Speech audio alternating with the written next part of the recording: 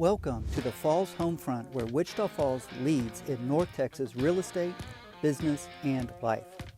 I'm Tim Lockhart, retired Air Force officer, realtor, and your local real estate and business strategist. Every week, I'm shining a spotlight on people, places, and opportunities that make our community thrive.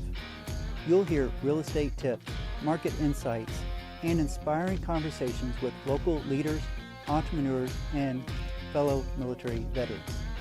Whether you're a homeowner, investor, military family, or brand new to the area, you'll get the expert advice, community connections, and local insights you won't find anywhere else. Let's get started. Welcome to the Falls Homefront. I'm Tim Lockhart, and I appreciate you tuning in. We've got a great episode today, full of practical tips and local insights that you're not going to want to miss. Today, I'm so excited to welcome our guest, Arnie Abramson. Arnie is a veteran real estate investor and national authority on tax sales and deed investing. Having launched his career in the early 1990s after transitioning from financial planning, he is the founder and CEO of Texas Tax Sales Resource Group, a company that educates and supports investors in acquiring properties through Texas tax and sheriff sales. He has served as president of the Texas Real Estate Investors Association, frequently speaks at national investment events, and has been featured in publications including U.S. News and World Report. Welcome to the podcast, Arnie. Thank you. Pleasure to be here. Having been in the Texas real estate market for so many years and seeing so many cycles with ups and downs, what do you see today in the North Texas market? That's very interesting. As we're getting all sorts of people moving to Texas, especially from the West Coast, and it's just incredible. I think I saw the figures that in July also, by the way, Texas led the nation in new foreclosures. Oh, wow. That were filed. Yeah. So we have this interesting situation where more people coming to Texas and an increase in the foreclosures. At the same time, what's really interesting is there's the Texas Triangle.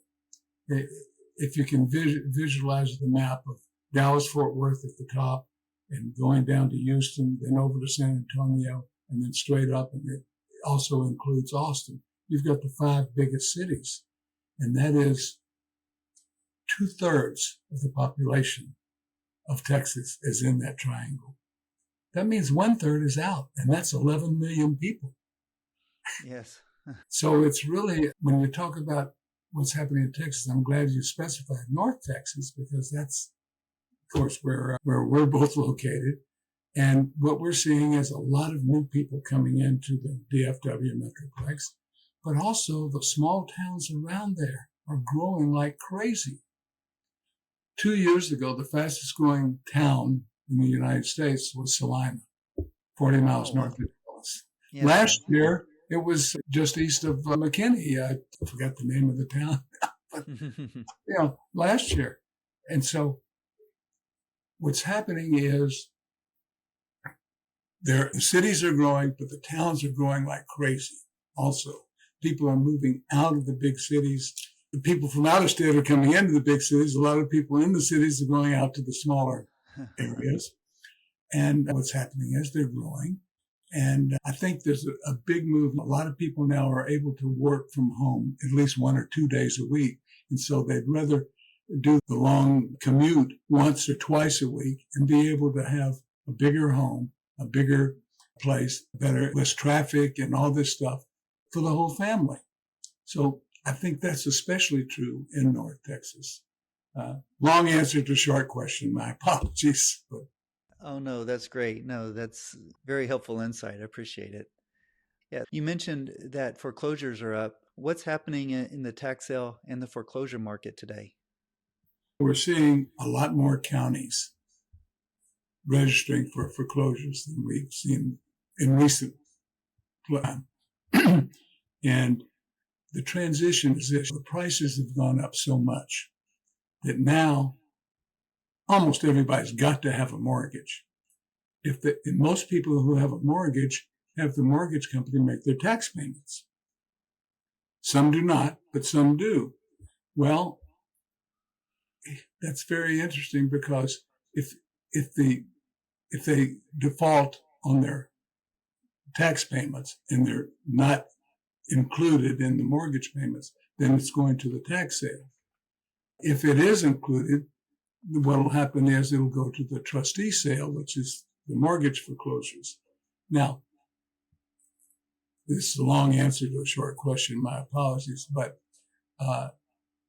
there's a long procedure they have to do if they're going to the tax sale. And it may take months before they can finally take someone and give them an opportunity to make payments and notify everyone who's their equitable interest before they can list it on a sale. That's not true on the mortgage foreclosures. All they have to do is miss 2 or 3 payments and they can get on there. So what we're seeing is a lot more of the mortgage foreclosures for houses and more land on the tax sales. I don't know if that answered your question, but Oh, no, that's interesting. No, that's helpful. And it's okay to have long answers. That's exactly what we want to hear. good. And what's unusual is both of those sales are the same time and the same day. Right. And at the same place. Yeah, sometimes there's 3 or 4 people calling out auctions all at the same time. There's some interesting things going on there too, because the motivations are a little different. Okay. You want me to go into that? Yeah, well, a little bit. But first, can you tell me what's the difference between the mortgage and the tax sale auctions themselves? Well, there are a lot of differences. With the tax sales, they're required by law to publicize it and list it and tell you what time it's going to start and all that. The trustee sales, which is what we call the mortgage foreclosures, they'll give you a time frame. They'll say, between 10 and 1 or between 1 and 4, if they show up at all. Oh, wow. Because a lot of these trustees have assignments with 3 or 4 different counties for the same day. So they'll go to one at 10 o'clock and they've got it scheduled to do it throughout the day. But if they go to one at 10 o'clock and let's say the tax sale goes on and they're waiting for that to end before they do their auction, it may throw their whole schedule off and they won't get to the one in the afternoon. And as I hinted at a while ago, the motivation's a little different anyway, because the tax sales, they want people to buy those properties because they need the new owners to pay the taxes to the counties. That's not quite the same thing at the trustee sales, because these are, let's say it's a mortgage company that 3 years ago loaned somebody $80,000 to buy a $100,000 house, and now that house is worth $300,000, and they don't want to sell it at an auction at a bargain price. They would rather say, but by law they have to try, and so they have to put it out there, and if no one bids, then they can claim it then, but they have to offer it first. So the motivation is a little different, and it's very interesting. Yeah, that is interesting. What makes the tax deed sales unique in Texas? Great question. There are a lot of different factors. First of all, about some of the states are what they call tax lien states, and Texas and others are tax deed states. And that means that if you go to the auction in a tax lien state, you're not buying the property. You're buying that lien that is against the property. And you have to do all sorts of things to finally get the property. But Texas, as I said, is a tax deed state. That means when you go and you buy at the auction, you're buying the property. You get the deed. And by the way, some of the tax deed states have what they call a redemption right. And a redemption right in a tax lien state means they pay off the lien. It means it's nothing to do with us. A redemption in tax deed state means the owner who lost the property has the right to buy it back. Now, in Texas, and every state's a little different, in Texas, if they buy it back, they have to pay what you paid for it at the auction plus 25%. And that's the highest of all the states that have that right of redemption. And the right of redemption is 6 months. In some cases, it can be 2 years. It depends. For example, if you've got a homestead, if it's a homestead, it's 2 years. If it's a mineral, it's 2 years. And if it's got an agricultural exemption, it's 2 years. Otherwise, it's 6 months. Okay. All right. How should investors prepare for different types of sales? That's the tough part, because for the tax sale, they publish it. It's published with the list. And there are three big, most of the counties fall under three of the firms that do it. And you have to go to each one of those firms and they'll give you a list of the properties and the data on it. With the trustee sales, not so much. It's sometime between 10 and 1. We'll be there, maybe. But the preparation is, once you go to the tax sales, for example, to one of the websites, you'll get basic information, usually what the minimum opening bid is, what the assessed value is. They may give you some other information, some do not, but there's a lot of research that has to be done. Mm-hmm. And then that's step number one, is do the research to figure out which counties are having a sale, then what are the properties within those counties, and the data on that. And then you say, okay, now which ones do I want to take a look at? Because this says it's a house. What kind of condition? Is it occupied? Is it vacant? So the next step should be to go check out the house. Now, years and years ago, when I was just going to the Dallas and Fort Worth auction, and every month I would go, and after a while people got to see that we knew what we were doing, and they would come up to me after the sale and they'd say, hey, what do I do? One guy, one day he says, what do I do? I bought a property last month, bought a house. It was a great looking house and all that. And I went out to it and there was no house there. And I said, what made you think there was? Online, it was a picture of a great house. I said, that picture was 2 years old. So it's essential that you have to go and look at the property before you bid on it. Right. You know? So that actually happened. And so that's the next step, is someone has to go and look at the property. And you don't want to necessarily disturb the tenants or whoever's there, but you need to know, is there a house there? What kind of condition? Is it occupied? Is it vacant? What's the street like? Are there schools nearby? Is it a vacant lot? There are all sorts of things you need to look for.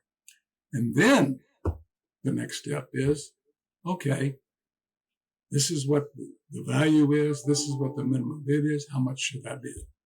And you got to come up with that. And then you go to the auction, and every county is a little different on how they handle it. Some of the auctions are online, some are not. Some of them require that, okay, if you win the bid, you've got 2 hours to go to the bank and get a cashier's check to pay for it. Some will say 4 hours.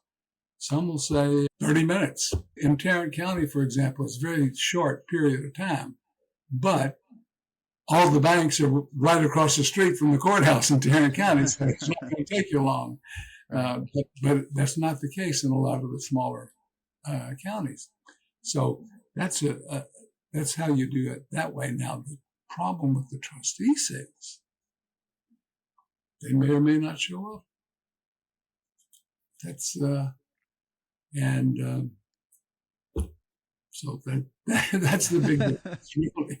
Yeah, that's a challenge. They're not as motivated. That makes sense. Yeah. It does. Yeah.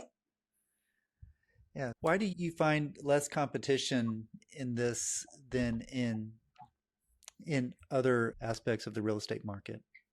That's a great question. And that's actually an answer to a previous question, which is, why do you even want to go to these foreclosure sales? And the answer is because the prices are lower. Mm-hmm. And the answer to why they're lower is your next question. Why are the prices lower? And the answer is because there's less competition. And there's less competition because there's so much stuff you got to do to get ready. You've got to do all this research.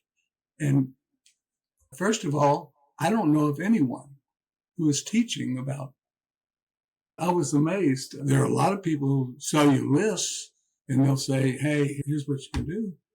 But who's teaching about it? And so I started teaching about it without realizing that several years ago. And it was so much fun. And it grew and it grew. I was going to retire. I looked around one day and I had 10 employees. We were managing 225 properties. And I said, this is not where I wanted to go. And I slowly started just getting out of it and said, I'm going to retire. I'm 113 years old. I'm ready to retire. Or I feel like it. and all I want to do is play golf, play a little more golf, and just teach people about tax sales because I really enjoy it.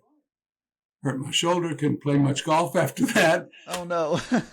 I started teaching, and people, that's when I discovered no one was teaching about it. George Roddy Sr. used to have a class or two like that when he had his firm, and he was a great guy and a good friend of mine. But when he passed away, and his son took over for a while and did it, but they're no longer doing it. They're not even there anymore. It's sold to someone else. And they put out the list, but no one is really teaching about it. It grew for us, and it was fun. It was really fun and it still is. And then it started to catch on because people found out about it. Now, for a long time, we were just doing Dallas and Fort Worth, just the Metroplex. And after a while, we noticed a lot of competition coming in from hedge funds, for example. And we knew it was a hedge fund because one of them hired us to go out and bid for them. Right. And then it started to get more and more people. And that at one point, finally, I said, we're out of here. This is not where the deals are. We're going where there's less competition. We started going to the smaller communities. And now it's going to cover the whole state. So it wasn't anything I planned. It just kind of happened. And we're having such a good time with it. But we need more people. We need more people to go to the auction so they can earn money. Tell them to come call us. We need them, especially investors. And that's what's happened. That's how we were able to do it was we have investors that wanted to learn about it, and they learn about it. And then the biggest problem people have with any of these is how can they go to more than one at the same time? Right. And so that's kind of a void that we filled unintentionally. By doing that. We're training people and say, okay, look, you want to bid here and here. We'll have somebody that'll go for you over there and all that. And we have the people to do it. And so it's really kind of so much fun because it works. Now, it's a lot of work, but it's everybody wins. That's what we really like. Oh, that's great. And especially, and by the way, really, and people who are doing foreclosures, they need to do this. The first thing we do if we buy a foreclosure property is try to get in touch with the person who lost it and see if we can help them out. Yes. A lot of times what we can do is we bought it and, we're entitled to the 25%. And so we can go back to them and say, look, we can own or finance this for you. At the same thing we paid for it, plus the 25%, the same thing if you redeemed it. But it's going to be a lot lower for you because we can work with you and we can make the terms to suit you. And then you feel good about it because really everybody wins then. Oh, that's great. So that's fun. You got me off on it. I'm sorry. Too much coffee. No, that's great. That's great. Timing the auctions and having to be in person at more than one location, those are, of course, factors that might keep investors from entering this market. What other factors do you see that are keeping people from buying at the tax and the foreclosure sales? Exactly kind of what we talked about. It's too much work, too much to do, too much research to find out who's having the sale, where it is, what time, what are the requirements. And you got to have cash. When you go to a trustee sale, as soon as they say sold, you have to give them the money right then and there. No going to the bank in most of them. So you have to go there with cashier checks. And that's just one of the things. The research to find it out is there's just so much work to do, and no one's teaching them how to do it other than us. And we're teaching the people that we're training to do it for them, you know. So that's really the big barrier, is that there's nowhere else to go to learn about it. Yeah. So can you talk a little bit about the education program that you have teaching people how to do this? Yeah, we have a membership, and we have actually two memberships. One is a higher price one that gives you a bunch of benefits and that kind of thing, and then one that if you want to learn and earn, as we call it, that we train people to do it. But we can do all these things for someone who's not a member also. It's just the price is higher for our non-members than the members. Mm-hmm. And what we're looking for is it's 1 or 2 days a month is all it takes, because they're all on the same day. And then if you want to go out and help us to preview properties, then some other day, do it on the weekend or stuff like that. So that's really pretty much how it works. And it's just that no one is really teaching it. Now we're teaching it. I guess that's what your question was. We have it online. We have classes online that we can do on Zoom, just like this. And then we take people into the field and train them also. And so we teach them what to do, then we show them how to do it, and then we do it with them, and then they can do it on their own. So that's a good way to learn. Yeah. And we like everybody to win. That's the whole thing. You feel good about it. That's good. What advice would you give to a first-time investor considering their first foreclosure purchase? There's so many things. First of all, they have to learn how it works first. For example, if you're going to go to the tax sale, you got to know about the right of redemption. You have to also know this, that in Texas, pretty much you can't get title insurance on a property you bought at the tax sale. You can't get a title policy for 2 years. Right. Every now and then there'll be a title company say, yeah, we'll do it, and then they fade away on that. But generally it's 2 years. Now that means that if you want to sell it or flip it, who's going to buy it without title, without a title policy? It's going to be hard. So for a long time, I would tell people, if you're going to buy at the tax sale, you need to buy it, fix it up, rent it out until the 2 years are up. And then you can decide what you want to do. And then that begs the question, all right, what about repairs on the property you buy at the tax sale? And that's another thing that they need to learn, because if it gets redeemed and you've put money into it, and they have to pay you what you paid for it plus 25%. But what about the $10,000 of work you put into it? Right. And so here's something else about the learning about it. And here's what the law says, that they have to also pay you for what you did plus 25% if it falls under this category: to maintain, preserve, or safekeep the property. Right. That means that if you go in and replace the carpet that's worn out and got holes in it, that's to maintain, preserve, and safekeep the property. Yes. But if you decide that, okay, we need to do something frivolous, that's not. Yeah, change out the laminate countertops for granite countertops just because Exactly. of the color. Exactly. That's not to maintain, preserve, and safekeep the property. So that's how that works. And so that's one of the things you have to know about. But the biggest block of people not doing this is not knowing where to go to find things, because no one's teaching it. Where do you go to find the list? You could go to the county. Where do you go to do the research? You have to go through all those steps, and it's tough for one investor to do. And then he's only got one property he can go to at a time, one sale. So that's why we have these people who are calling us all the time, and we're doing it because we're going for them. And so it works for everybody. It's a win-win. Yeah, that's a great service that you are providing. That's great service that you are providing. How does the investor's mindset need to be different with this type of investing versus other avenues that they could acquire properties? Of course, it depends on what the other avenues are, but you have to be prepared to hold it for 2 years. That's for sure. So the exit strategy needs to be clearly defined.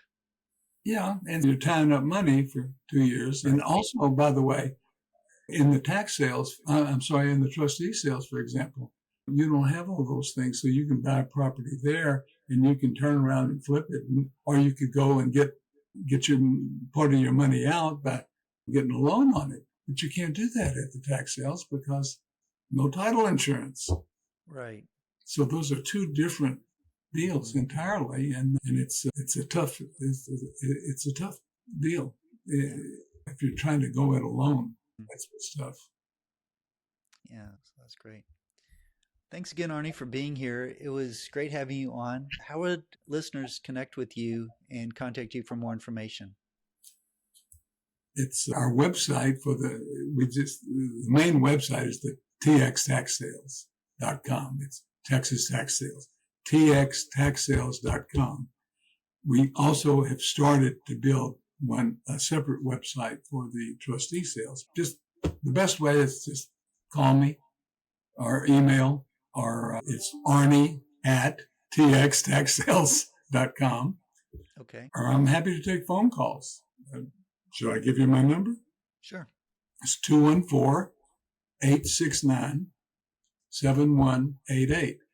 And I like that because whenever somebody is really interested, there are no short answers.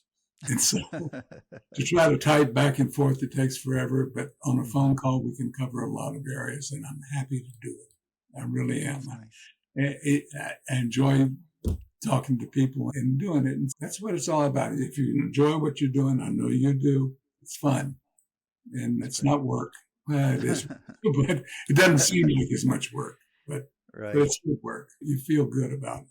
So I'm happy to get phone calls. Oh, that's great. We've covered a lot. Is there anything else that you would like to share with listeners before we wrap up? Let's see. I think we've covered a lot. I think that the people, if they're going to get into real estate, they have to understand it's not just like buying a stock. There's a lot you have to learn. And I know that you have a lot of people that come to your meetings, and that's the thing. Go to the meetings, the real estate meetings where the clubs and all that. And that's what they're there for, to help people understand what their choices are. And I think that's what to do. That would be my advice. Oh, that's great. Yep. Thank you, Arnie. And to everyone listening out there, I hope you enjoyed this as much as I did. Hopefully you picked up a few takeaways that you can use right here in Wichita Falls or wherever you are in North Texas. I appreciate you spending a little time with us today, and we'll see you next time on the Falls Homefront.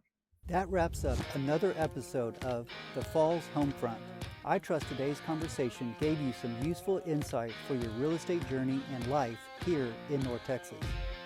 If you enjoyed it, follow the show so you never miss an episode. Like and subscribe on YouTube, and share it with a friend, neighbor, or fellow North Texan who might enjoy it too.